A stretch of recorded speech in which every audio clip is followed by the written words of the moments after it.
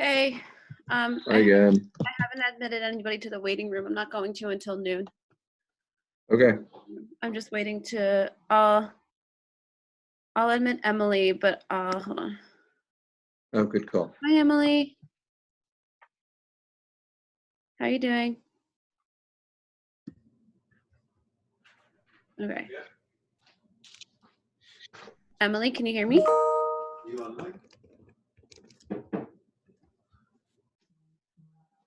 Okay. Yes, I think she can hear us and we can hear her. Okay, cool. Yeah. Cool. So the weight room puts everybody in the weight room automatically. That's a great, like, even if they've registered. I like that. Like literally everybody but the host, yeah. Good. Like I'm assuming Maya's gonna sign on. If I, okay.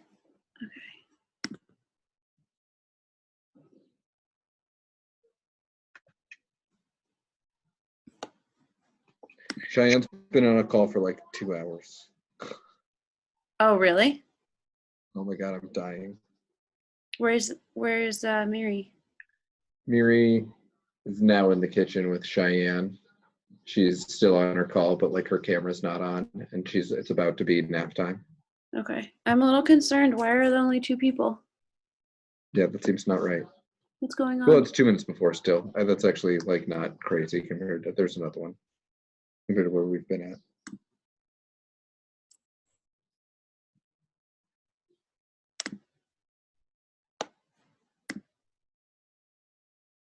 No, 86145. Sorry, I'm just checking that I sent out the right link, but I did.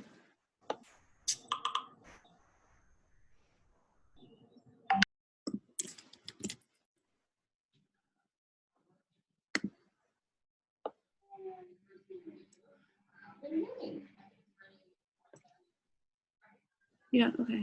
Who else is in the room?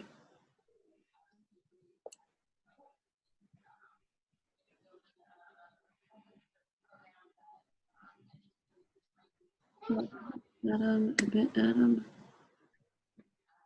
Hey, Adam.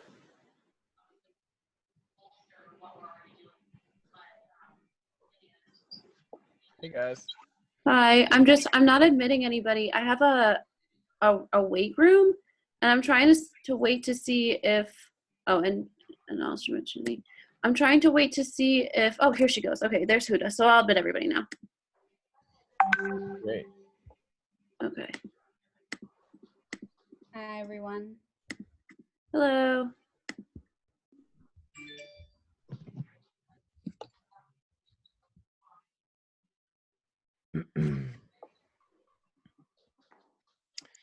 Hi, Huda.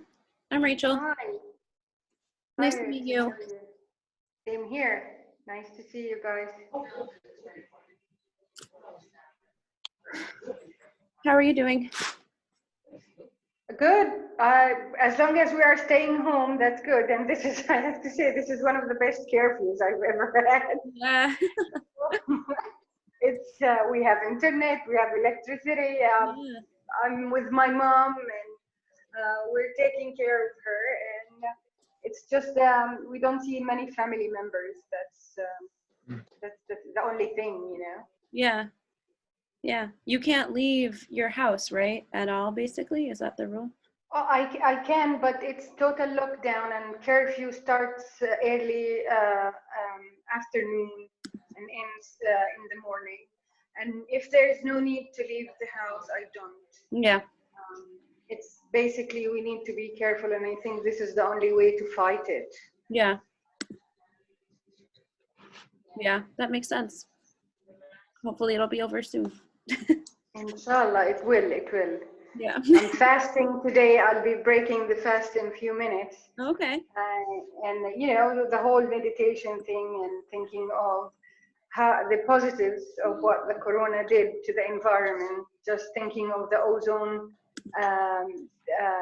recovering in the 36 years. It had never been recovered in that way. So we were thinking of the positives also. Yeah, I didn't know that. I didn't think about that before, but that's really interesting. Meaning no more heat on the floor. Okay. All right. So I think we're going to go, people are still signing on, but I think we're going to go ahead and get started here since it's noon. Thanks everybody for joining us. My name is Rachel Goldberg. I am with Boston Partners for Peace, a program of the Jewish Community Relations Council of Greater Boston. We focus on connecting people in Boston, young adults specifically, with Israeli and Palestinian grassroots peace builders in Israel through programming and other leadership initiatives. There's Brianna, hi. Through and other leadership initiatives. And so this is part of our Pathways to Peace series, where we're trying to connect the Greater Boston community and also partnering with IPF and beyond to connect people with peace builders in Israel that are also experiencing lockdown due to COVID-19, to hear from them about their stories and how they're dealing with everything over there. So that's a little bit about us. I'll put a link to our website in the chat box, just if anyone wants to learn a little bit more information about us. My colleague Eli Confestel is on the call as well, and we're really happy you joined us today. So I'm gonna hand it over to either Emily or Adam to say a few words about IPF, and then if one of you could just introduce Maya, or hand it off to Maya. Maya's from ALLMEP, and she'll introduce Huda. So there's a little bit of a progression happening here. But Emily or Adam, take it away. Or should we? Sure. Hi everyone, my name is Emily Gahaskell, and I'm the IPF ATEED National Organizing Fellow. I work on a few different projects like social media and communications, program planning and implementation, and engagement. IPF ATEED is the Young Professional Network of Israel Policy Forum.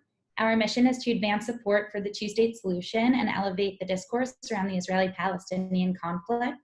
We partner with many organizations that work on these issues, including the Alliance for Middle East Peace, ALLMEP, where Huda is the regional director. We brought a group of our leaders to lobby on behalf of the Partnership Fund for Peace this year.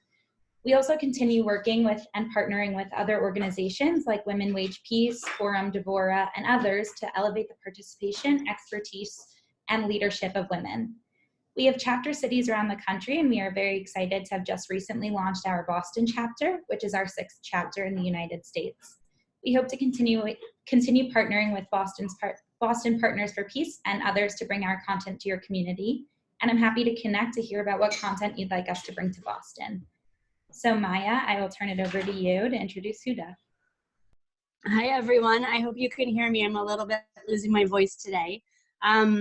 So Huda will give a proper introduction to the Alliance for Middle East Peace, which we call ALLMEP as its nickname by its acronym. But I just wanted to say hello to you first because I am ALLMEP's Boston chapter, and we're trying to build up our community here. I'm so glad to see all of you here today, and I see some friendly faces, and of course some that I'd very much like to know and to meet in person when that becomes possible.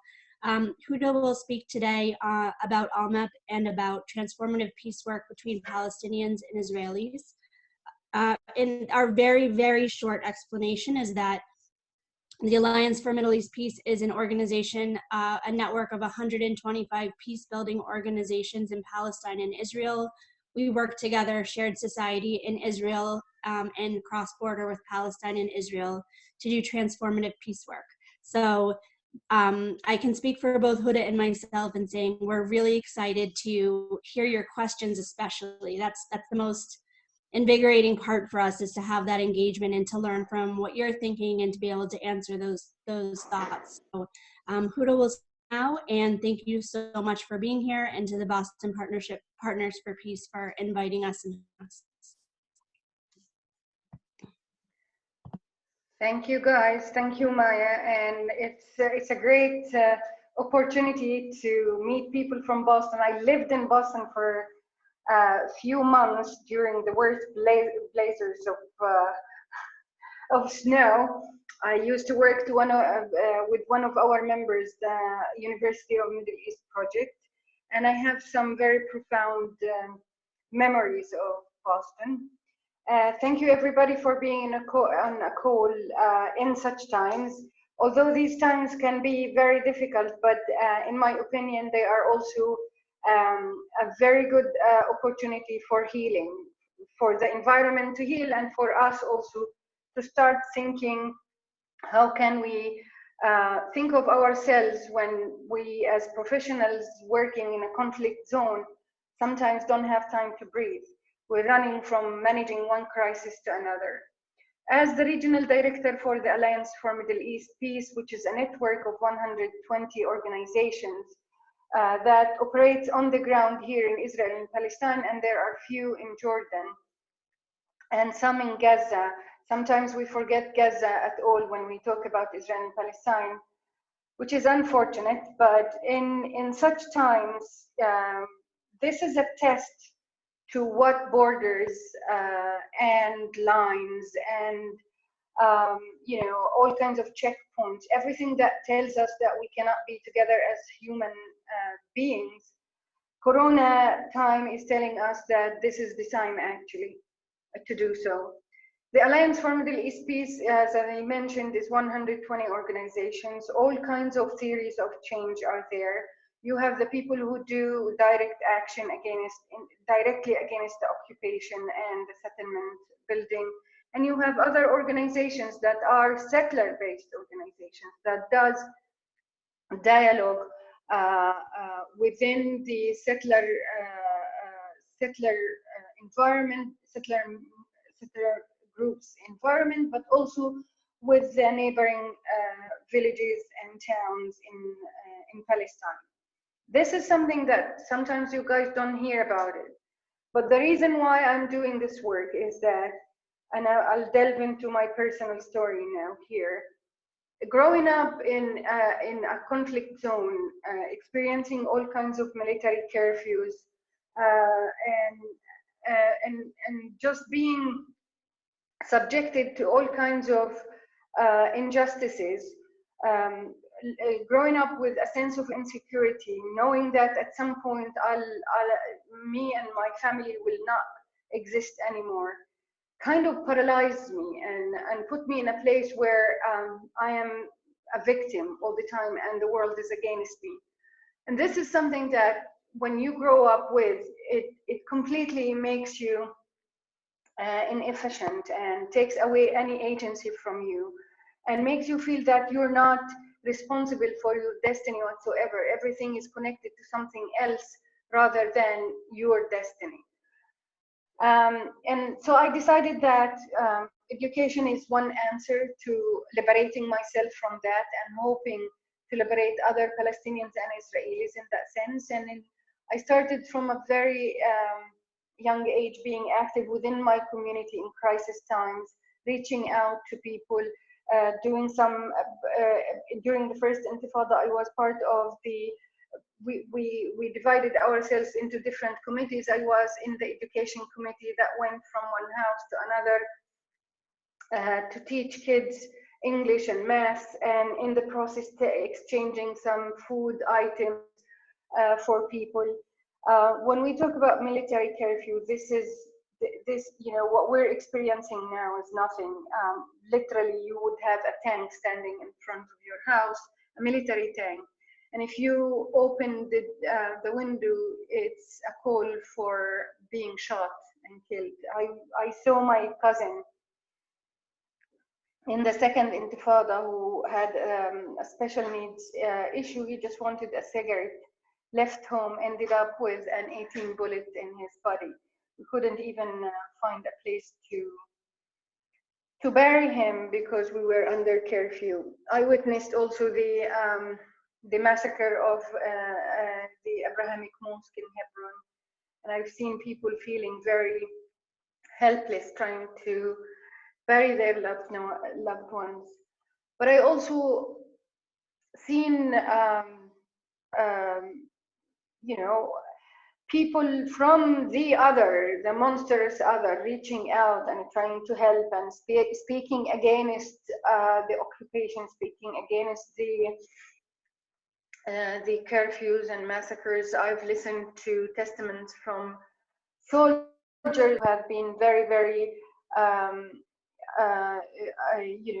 very angry at the system that put them in a place where they can be oppressors, knowing very well that at some point they experienced oppression. So from there, I decided that maybe this is what form of resistance I will have, which is reaching out to people and talking about the commonalities while acknowledging the differences, but also understanding that we have a limited space on this earth and the land is very limited to everyone. And if we want to continue disgracing the earth and the land by our very narrow political visions, then we will lose and we will give the next generation nothing but to be enemies. And again, this is another form of occupation. If you keep telling the same story to both sides, you're telling them that they are the ultimate victims and they will never liberate themselves from that. I experienced that liberation through my communication with teachers, with ex-soldiers, with bereaved families from both sides. And I dedicated my life to this work. I applied for a Fulbright scholarship and got it to study conflict transformation and peace education back in 2006. And I came back home and I wanted to do this for my entire life. And I landed the job with ALLMEP as the first regional director ever, because ALLMEP operated from the States for some time, and then they decided that it's important to have someone on the ground to be working with the members face to face and on daily basis. The reason why I'm always hopeful, everybody who knows me closely knows that I am very optimistic even in the most darkest times, is because of the people that I meet every day. It's because of the women who lost their children to this conflict and yet they sit in the room and they talk about hope and future and a better future for their grandchildren and the next generation. It's about them transcending over the pain and using that pain as a power to change from negativity to positivity. So that's why I am dedicated to this work. And I've always wanted to communicate to the world that Israel and Palestine is not just about the Israelis and Palestinians who exchange hate messages and are seeing each other as enemies. It's also about the Palestinians who are not engaged in these activities, trying to save their livelihood, fighting with everything they can non-violently to stay on the land, taking steadfastness, sumud, as a survival mechanism, believing that they have the right also to exist on this land, and they are not denying the other side their right to be on the land. But the way the other side is practicing that right is not peaceful, and it's not also representative of the Jewish values that most of the Palestinians, Jews and Muslims, Christians, and at some point believe in them. So it's important to always elevate the narratives of cooperation rather than the narratives of disengagement and dismissal, and find the power within people to change the dynamics of the conflict. And that's why I am dedicated to this work. I wanted to stop here and give more chance for people to ask questions on the details of the work and daily life. And I'm happy also to spend some time talking about how the lockdown in Palestine and how the Palestinian Authority is operating now, and how the cross-border organizations, especially the ones that have the co-model Israeli and Palestinian directors, working now together in order to show some social responsibility and connectedness to their own constituencies, and operating with full cooperation even when there is no movement allowed, to preserve our sense of humanity, which is, to me, the light that I'm seeing towards the end of the tunnel. Thank you so much. So now we're going to have Brianna Goodlin, one of our volunteers, ask Huda a few questions, and then we're going to open it up to audience questions after that. So if at any time anybody has a question, just go ahead and type it in the chat box, and Brianna will ask your question. But take it away, Brianna. Great, thanks, Rachel. Hi, everyone. My name is Brianna. I'm the IPF Boston Steering Committee Chair. So Huda, you actually had a great segue into the first question that I had, is that has the coronavirus worsened cooperation or increased it at cooperation, inclusivity, feelings of a shared future? What have you seen the impact of the crisis? Well, I think it increased the cooperation because this is a crisis that we're going through, all of us. And the cooperation is not just only on the level of the NGOs and civil society, it's actually also on the level of governments. Both ministries of health are cooperating. But it's also, there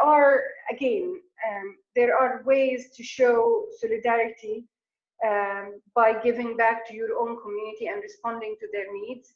And there are also ways to report about things that happened during Corona time and lockdown as actions of the military occupation, like home demolitions are still happening, settler violence, especially in Hebron and South Hebron areas, are happening. What we do as different organizations operating in the space is that we first of all tell the world about it, and we tell each other about it, and we dispatch in different groups in order to combat it. So if we have Israeli organizations that have connections with the Israeli army, some of the settler organizations have that basis, they talk to army generals about that. If we have people in need in terms of medical care, we talk about organizations like Rosanna and nurses in the Middle East in order to help with that. We also created cluster groups that only focuses on health, public health in general, and trying to find ways, not just in the Middle East, in Israel and Palestine, but globally, to connect people to resources to fight Corona.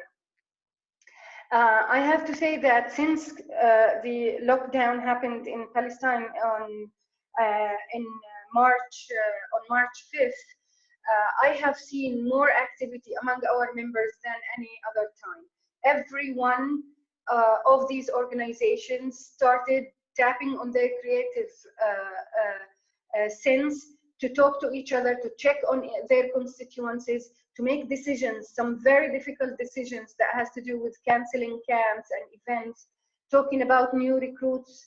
How are we going to deal with the youth that we already promised them that they will have a trip to the United States and have a camp and meet the other? How are we going to deal with our alumni? All of that is happening at the same time, and everyone is chipping in. We have facilitators who do trauma healing, facilitators who do financial analysis, facilitators who, you name it, they come together and they help each other. We just finished a call with more than 80 members on it, and each and every one of them came up with a great idea for a campaign across the borders, internally and globally, in order to fight this pandemic together. Sorry, I put myself on mute. So you actually just touched on it, and I want to dig in a little bit deeper. Which organizations and projects have you been impressed with that have kind of stepped up to alleviate this crisis? So I am a mother of 120 organizations, so it's very hard to name them, but the ones that come to my mind is, for instance, Kids for Peace, which is an organization based in Jerusalem. They are doing food trail. They are collecting food from different neighborhoods and naming the families and communities that need that food during that time, helping the elderly within Jerusalem borders. We have Rosanna, who's trying to set up. Rosanna is a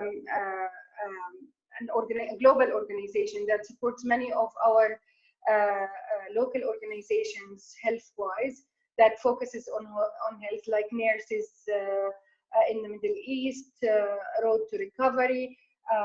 Also Shuruq Society, that is working with women who have who suffer from cancer and they are very vulnerable to COVID-19.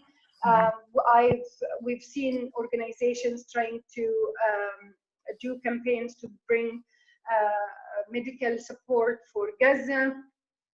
I cannot, you know, I just finished the call, and everybody there wanted to do something, and they had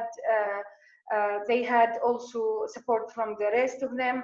The upcoming event that we are looking forward to is the Alternative Memorial Day. That is a cooperation between the Bereaved Family Forum and Combatants for Peace. And we're hoping this is going to be one of the the biggest attended events ever, because it's done virtually. And for the first time, Israelis and Palestinians who were ex-soldiers and ex-combatants, Israelis and Palestinians who are bereaved families, are getting together with the entire community of peace building, coming together to celebrate the lives of those who have fallen, without all the dark connotation that comes with it, whether our people are more holy than others, etc.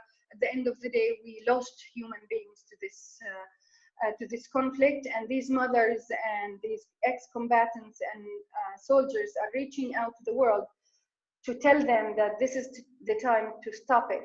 This is the time to create a place for living rather than a place of death. And this will be broadcasted all over the world, and hopefully we will have thousands of people attending it, and some VIP people sending us messages from all over the world. Thank you. That's helpful. I think it's great to know what's going on and specifics, and be able to have things to look into as well. I want to plant a seed in that I want to get a little bit later into women as peace builders in conflict zones, even as we think about rebuilding the world and what it'll look like after coronavirus. But before that, I wanted to touch on a question that was put into the chat. Can you elaborate a little bit more on projects involving the Israeli settler population? And specifically, are they about dialogue within these communities or across these communities? So one of the things that ALLMEP wanted to change within the peace building community in general is that dialogue is a step number one to taking down all the stereotypes and unpacking dominant narratives, but it needs to move to action. Mm-hmm. And one of the things that I'm really proud of, it's one of two organizations, it's Roots. Roots is a settler-based organization that does dialogue, but also moves to action. That has to do also with youth being involved within their community on both sides. Not only talking about what's important for them in terms of identity, but what their faith base is giving them in order to, or encouraging them to be the human beings they are, their Jewish, Muslim, Christian values. And I see many of the Roots kids, being in the health sector, or being in the education sector, or being in the environment sector. They are living their principles, their Jewish, Muslim, Christian principles, but also the overarching human principles in action. They do hikes together, in order to raise awareness about environmental issues. They talk about God in a sense that it's for everyone, not for one group or another. They try to reignite values of these human values of these religions, rather than what our religious leaders sometimes push us to adopt, which is the extreme versions of these religions. Also, I see one of the other organizations that I'm proud of is Siach Shalom, Talking Peace. They have for youth, for marginalized groups, and for women. And yes, God is in the center of that work, but it's also about social responsibility and what it means to be a Jewish person who embraces the values of Judaism that we as Muslims also believe in. What it means to have difficult internal conversations. The things that I'm proud of about these organizations is that they are not just only seeking dialogue with the other, they are seeking dialogue with the others within the community itself. It's one thing to have Israelis and Palestinians who speak the same language in terms of values and peace in one room doing dialogue and moving to action. And it's another set of difficult hurdles when it comes to doing that internal conversation. And I would also point out here to Women Wage Peace as one of these organizations that I love dearly, and I participated in making it happen in 2015. And I rallied Palestinian women and Palestinian organizations on all levels to support them. The mandate for them was this theory of change, that we need to reach out to Israeli societies that have been marginalized, have been always out of the conversation about peace, who have always thought of peace as a very threatening aspect to their existence on the land.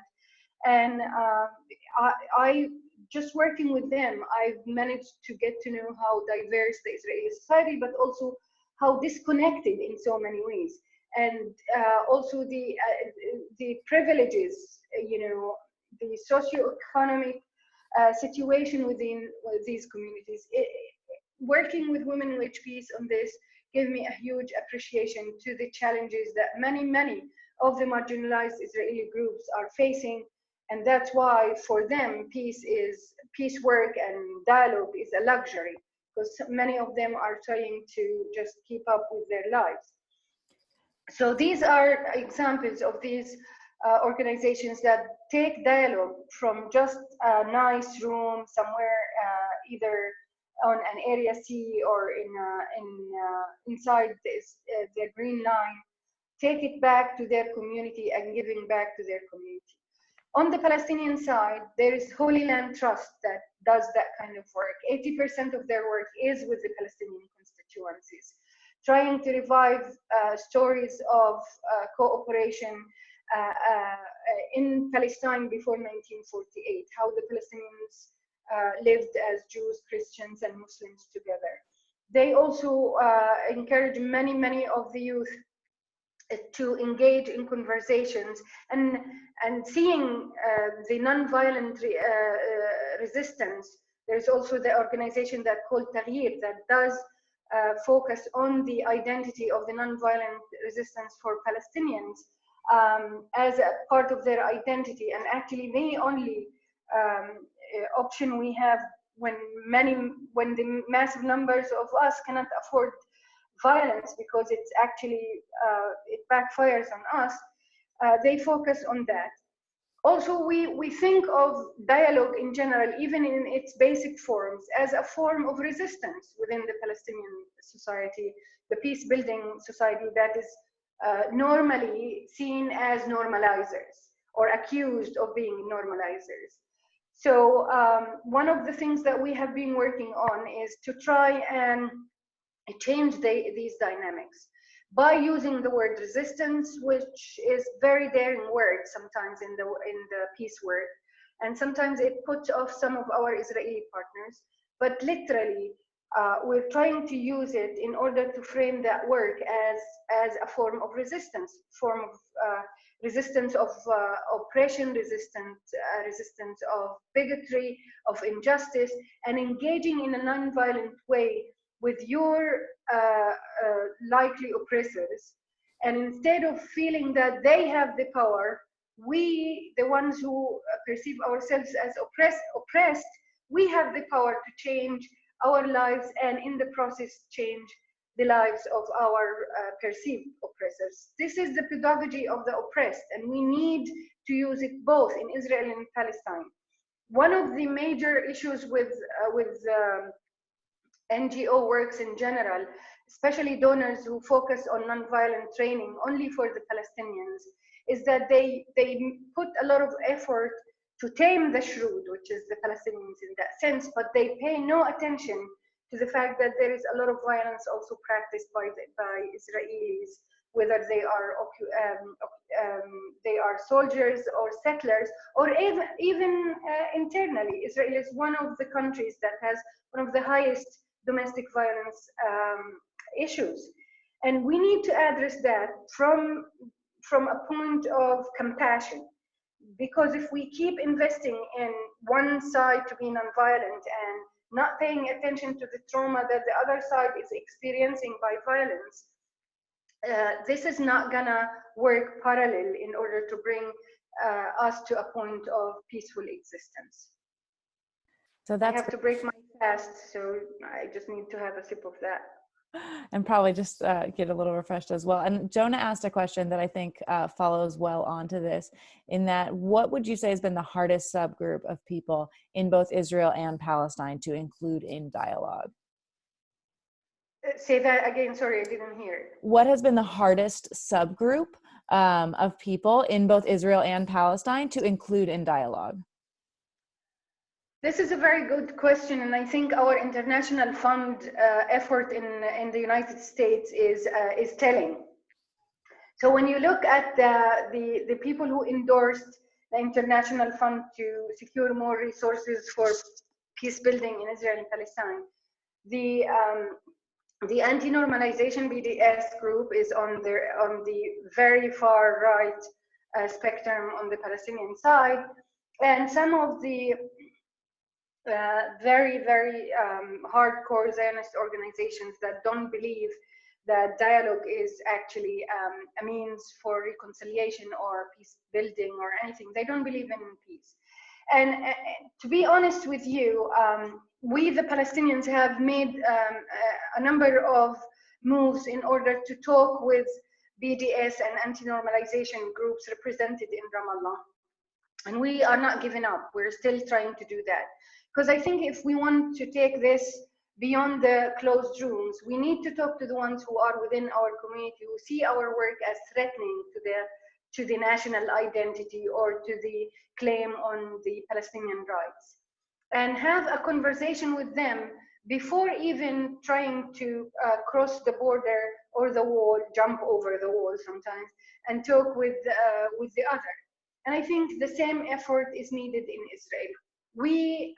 When we created Women Wage Peace, one of the major principles that we agreed that should continue to be part of our DNA as women in politics and in peace activism is inclusivity. We cannot leave anyone out of that conversation. And the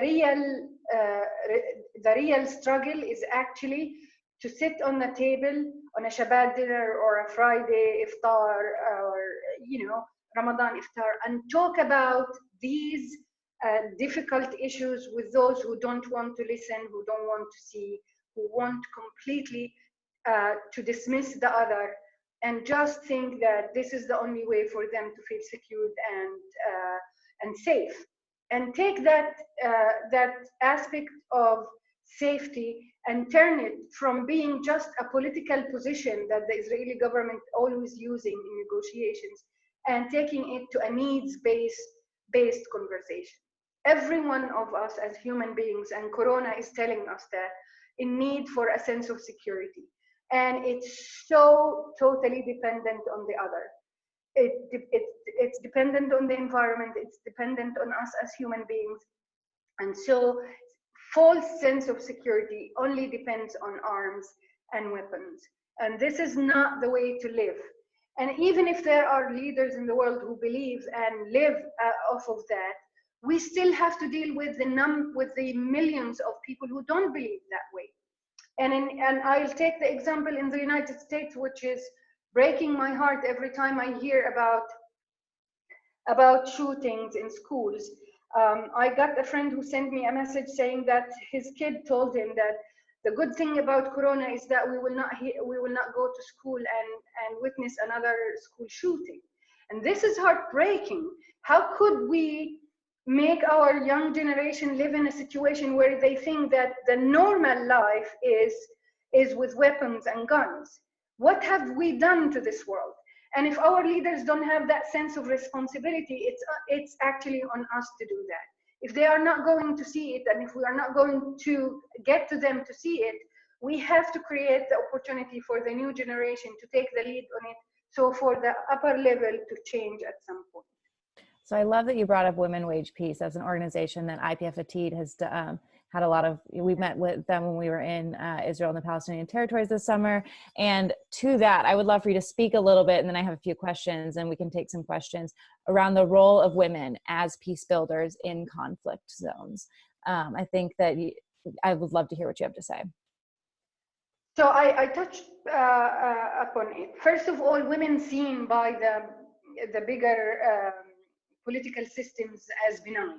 You know, they love to sit together and talk and dance and hug trees, etc. So they don't see them as political threat.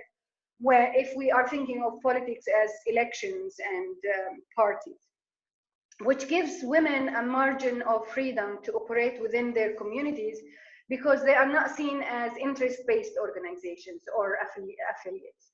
So they can go in and talk about everything without having to limit themselves to a certain political language. So that's the margin of freedom that I think that women can operate from within. Also, the fact that they are not associated with one political party versus the other, and they don't put themselves in a place where they fight over that. It gives them a lot of buy-in within their communities. So, for instance, if women want to talk about the occupation, normally in Israel they are accused of being peaceniks and traitors and whatever. So what we did with Women Wage Peace, we helped taking out some of the language that will not let people in the tent. We call it the tent. And so I was, as a Palestinian, one of the women who insisted that Women Wage Peace should not use the word occupation in their language, because as a Palestinian, my interest in that is for them to be open to other groups that see the word occupation as a threat, and maybe have a conversation with them about it in a safe environment. They had a lot of backlash on that. And I see that as narrow thinking, because when we developed that language with Women Wage Peace, we actually use skills that has to do with conflict transformation and analysis. And we moved the language from interest-based language to needs-based language. And I think that spoke volumes to people, and only women can do that. I understand it's not something against men. Men normally are victims of the systems they come from, even when it comes to emotional unlocking. Men in both societies are told that they have to toughen up, they have to be the strong ones, they have to be the ones who hold the house, etc. They don't have the margin of freedom that women have in terms of expressing their feelings, because again, women are labeled as being weak because they are emotional. So we change also that. Being emotional is a strength rather than weakness. And so we use that, and this in our work as women in the political or peace building world, when we see that as a virtue and as a strength, we allow men to be partners. We allow them to come with their vulnerabilities and speak to us. We allow ourselves also to engage in a trauma healing process that maybe at some point will be communal, which is so much needed in any conflict zone. And the Liberian example, which we followed, is the example that we are still looking at. And we were fortunate enough to get Lima Bowie, the Peace Laureate from Liberia, to come and speak to us in Palestine as Israeli and Palestinian women. 40,000 women were marching in the middle of the streets of Jericho and Jerusalem. And the whole world saw that there is a potential for women to change the dynamics. The only criticism I have for women in general when it comes to political activism is that we as women did not create a model for political leadership that women we push to go to the politics can use. And I'm thinking of the Merkels, the Thatchers, even Clinton. We these are women who wanted to be in politics, but the system was very much not suitable for a woman to lead. And in that sense, we look at women like the Prime Minister of New Zealand, the way she led her people through the crisis, the most massacre, the language she used. We will not name that person. He will remain unnamed so as not to give him very validity. So women need to put together an effort in order to create a political system that women and men can operate within at their best without being confined to narrow political interests or views. So off of that, the world is facing a global crisis, unlike any that we've seen in our lifetime, any of us. So what do you think the unique role that women can play in leading through this crisis, as well as the rebuilding that will be necessary once all of this has subsided and we realize that our world will never look the same and we get the chance to actually shape what that will look like? Resiliency is a major factor that women operate off. Survivorhood, creativity, inclusivity. And I think that just looking at the world now, seeing women artists taking in Italy, taking the lead in order to do music, seeing women forming emergency groups to send food to people. Even in Turkey, which is a very different society from many other societies, we had women groups cooking and doing, responding to the immediate needs. And supporting the people, the men who are standing on checkpoints. In Palestine, we don't call them checkpoints, military checkpoints, we call them love checkpoints, because we love our people. We don't want them to leave from one place to another and be carriers of the virus. They started doing groups to do yoga, education, support children, educational tutorials at home. So I've seen many encouraging. The last one is the view from my window. It's a group of women who decided to take pictures in order to change the environment when it comes to feeling pessimistic.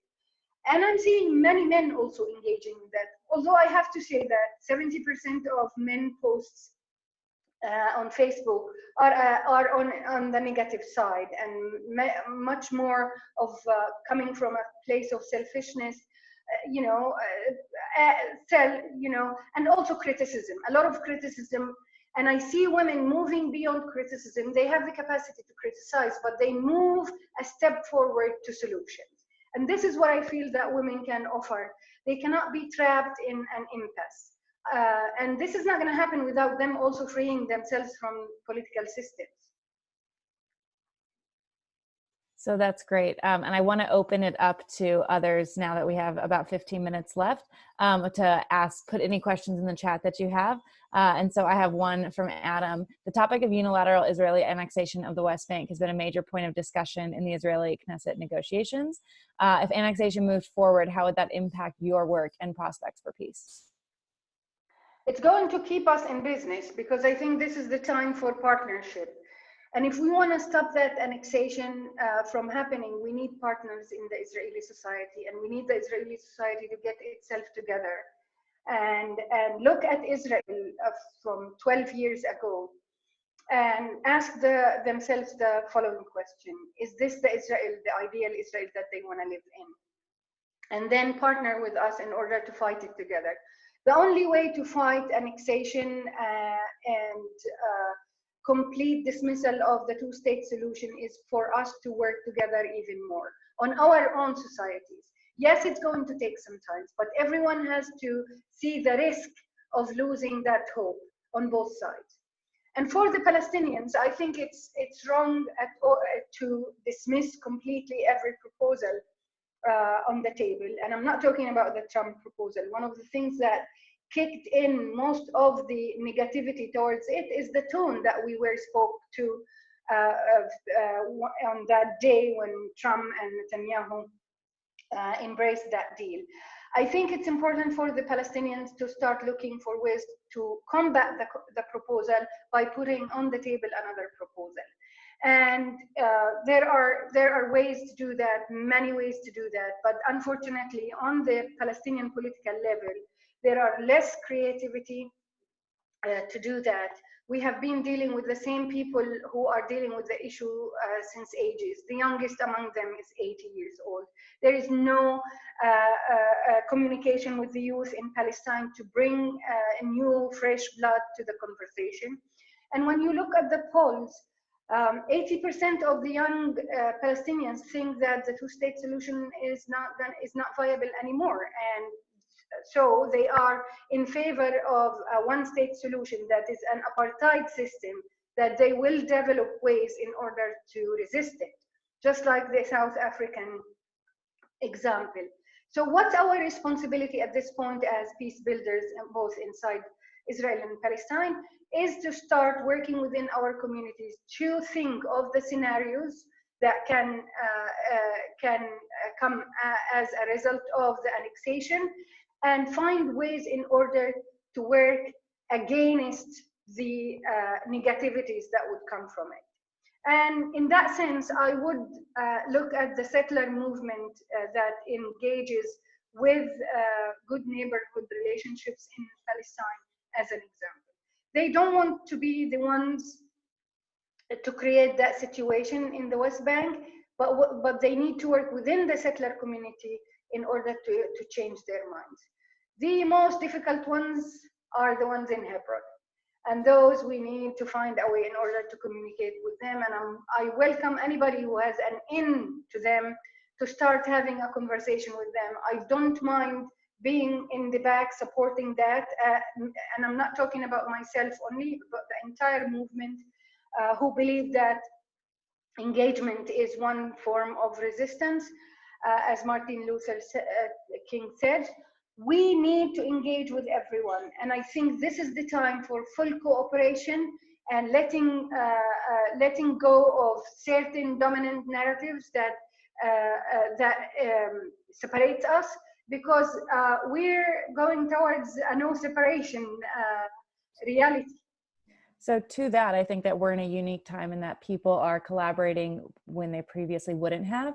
And even just in light of the coronavirus, what do you think are ways to make those more sustainable once the health emergency has leveled off? How do we keep that cooperation going, keep some of these alliances that previously would have been unthinkable but are now happening?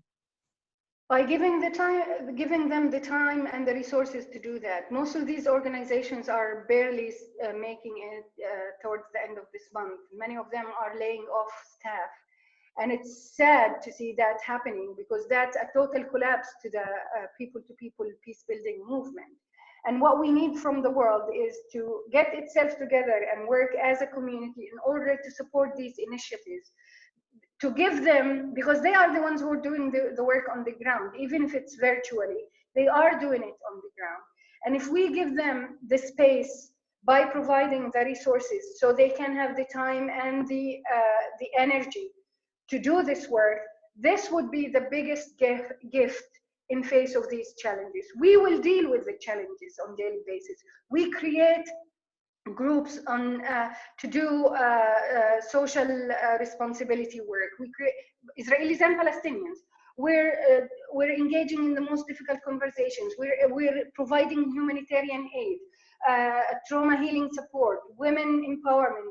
We're doing all of that work, but we cannot keep doing it while thinking that towards the end of the month we're going to lose the facilitator and the coordinator and the executive director and the operation manager and the development person. That's why the Alliance for Middle East Peace put its effort in the past 3 years to create the International Fund for Israel and Palestine. And it's doing well in the Congress. And we're hoping that at some point that would be the model that every donor community can follow in order to give us the time and the energy to fully dedicate our lives to this work. Thank you. It's That's great. waging peace, just like waging war. We need to think of strategies of waging peace. Which gives me a great transition to another question that I had that's a little similar to women wage peace. But when you look at the women's movement, and IPF Atid has the Women, Peace and Security movement, one of the things we focus on is that it's not just for women. There's a very important role that men play in empowering women. Absolutely. And so what lessons do you think that men can take from this women's movement, or what are opportunities for them to be involved in the discourse and the actions in supportive ways? And what can they bring back into their spheres? I think the most important part here is that we don't do otherization. We don't look at this has to end. Men and women are partners in this. Israelis and Palestinians are partners. The whole world should put itself together in order to save ourselves. The whole, everyone is dealing with a difficult issue here and there, but it's not going to happen unless we all cooperate together. So there is no otherization, even when it comes to government. And you can see from my language, even if I have grudges against the Israeli government and the occupation, I still cannot use that because I don't want to otherize them. And we need to work with them at any level as peace building community, so as not to stay in a bubble.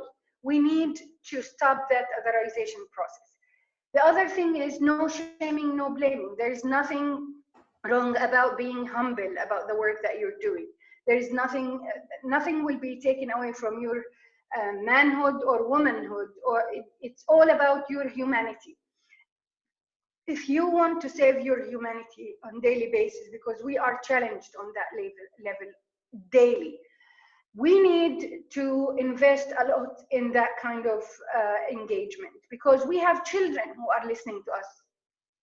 We lay our frustration on these children, and these children will grow up with that shaming, blaming mentality.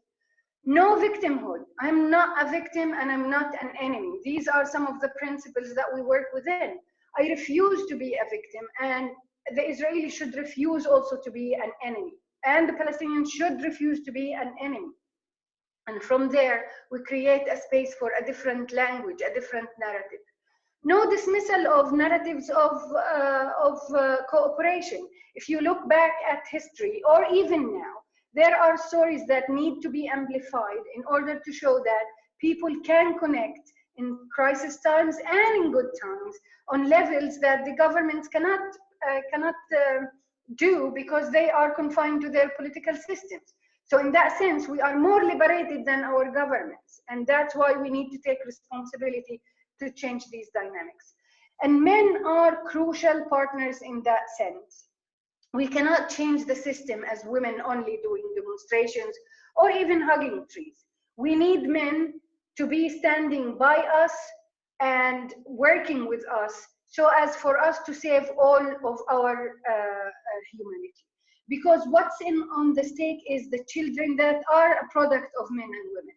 Even if I'm not a mother, I still have 32 nieces and nephews that I need to feel that they are going to grow up in an environment that does not allow them to be enemies or victims.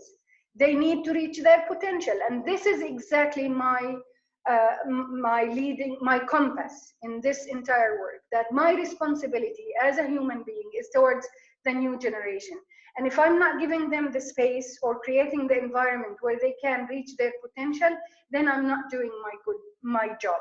And this is the basic way of looking at our human responsibility towards this life, either if it's coming from religious background, secular, anything. At the end of the day, you go back home and you have to answer questions for the young in the house and the children. And I'd say that these days, the whole world is learning the lesson of collective responsibility and the limits of individualism. And that brings me back to my last question. And it's a little bit back to what you were talking about at the beginning. But I think that there is an opportunity these days for us to learn from your resilience when you think about the lockdowns you experienced and that. So what are some lessons that people can take when it comes to the world that we're operating in, what things look like, the indefinite nature of these experiences, ways to make the best of it, ways to be able to cope and keep moving things forward, even as the world around us seems to be, in constant flux. Not giving, it's all about not giving up. Have faith in your comrades, and I'm using socialist language here. Have faith in people. And the way crises bring people together is the best example of how people sometimes, when they are together facing the same enemy, can be one. And instead of creating an enemy, or God sending us, or the Chinese, or who God knows who sent Corona, but this is the time for us to reflect on why, when we are going by on our daily lives, never think of tomorrow. And we just given to consumerism and destroying the planet and beating women and abusing children. Why are we not doing something to stop that before we even hit the crisis? But unfortunately, when you look at history, men and women need to hit the bottom in order to wake up. They need to have that slap on the face. And I think one of the things that we should learn from all humanity is that when we keep the hope and the faith in whatever we believe in, this gives us a mechanism for resiliency. And I think that's why I always believe that in conflict zones, hope is not, it's a luxury that we cannot afford losing at all, because then we will give in to the fact that we are enemies and we should kill each other, and this is a conflict that's happening for 5,000 years. And that means through the same machine, and we will lead to the same product towards the end. But that's not true, and there is evidence in the world about it. So resiliency is about reflection, is about taking action and taking your responsibility seriously. We're not just, we are totally liberated human beings, and we have responsibility to change the dynamics, whether they are political or power or economic, by our own initiatives, and not giving up. This is important, not to give up. And I know this is, we're living in a time that we think this is the end of the world, but it's not.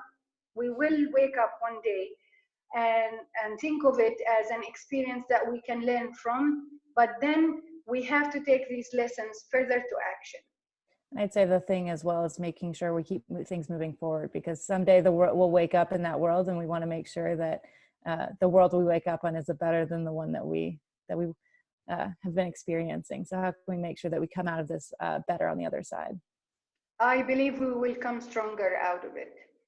Great. Well, I'll turn it back over to Rachel. But thank you so much. This has been fantastic. Thank you, everybody, for your questions as well. Thanks, Brianna. Thank you, Huda. Thank you, Brianna. Thank you, Maya. Thank you to ALLMEP. Thank you for everyone for signing on to this call. There's a lot of stuff in the chat that you can click on and learn more. And Maya also dropped her email address in there. So if anybody has any questions for Huda or about ALLMEP, please reach out to Maya.